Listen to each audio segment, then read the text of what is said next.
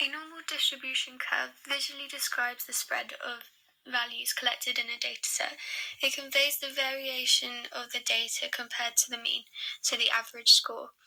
The mean is located straight down in the center of the bell.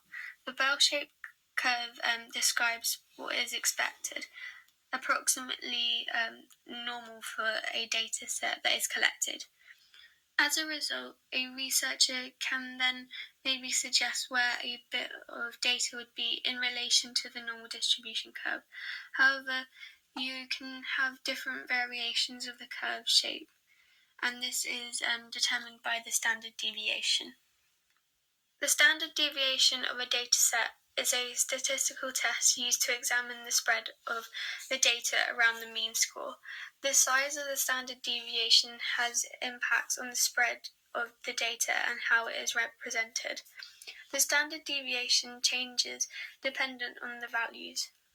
For example, if the average height of a gymnast is 1.67 meters, but then the standard deviation is plus or minus 0.22 meters, then this means that 0.22 meters or negative 0.22 meters is the plus 1 or minus 1 of the standard deviation. Then if the data was spread across plus or minus 2 standard deviations, then the values would range from minus 0.44 meters or positive 0.44 meters from the mean, which is 1.67 meters.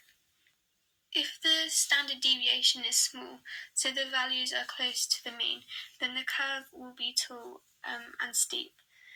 And this set of data would be considered valid as there is a tighter cluster of values that is close to the average.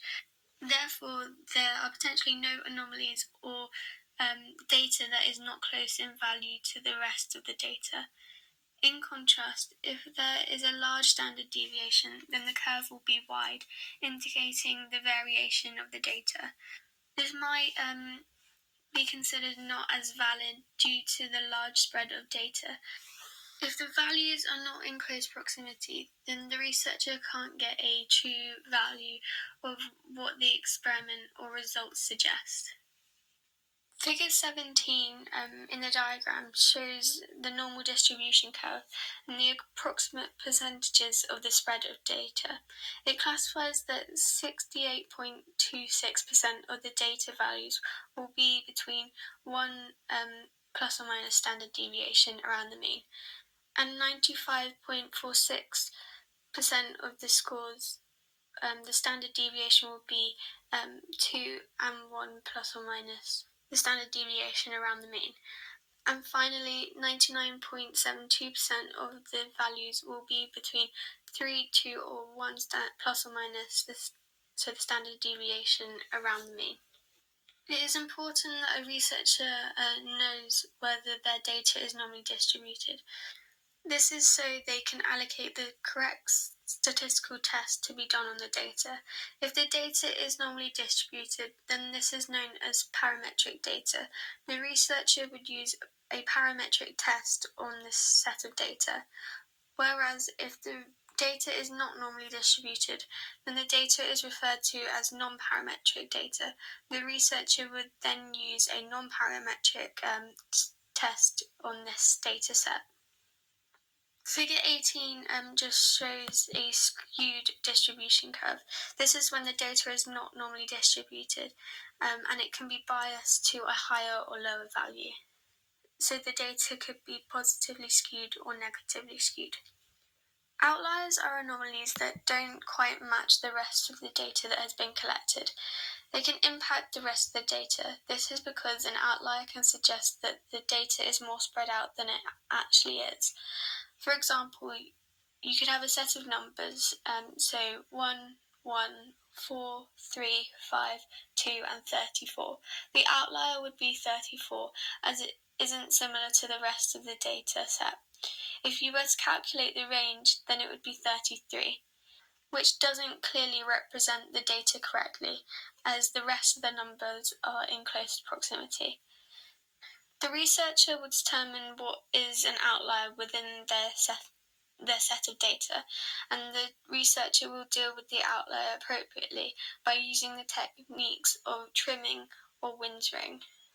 Just to highlight that in figure 19, circled in the red is the outlier, as that specific result is not in close value to the rest of the results collected. So trimming is a technique used to remove the outliers.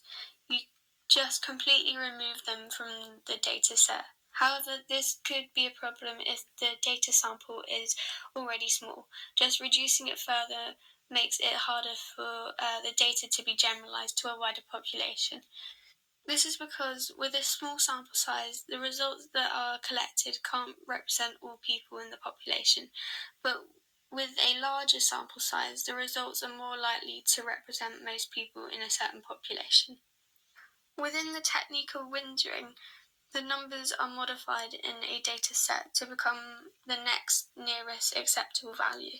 For instance, if the values were 2, 3, 6, 7, 5, 9, and 45, instead of getting rid of the outlier completely from the data set, which would be 45, the 45 would be modified to a 9, the nearest value, therefore still keeping the same amount of data you had before.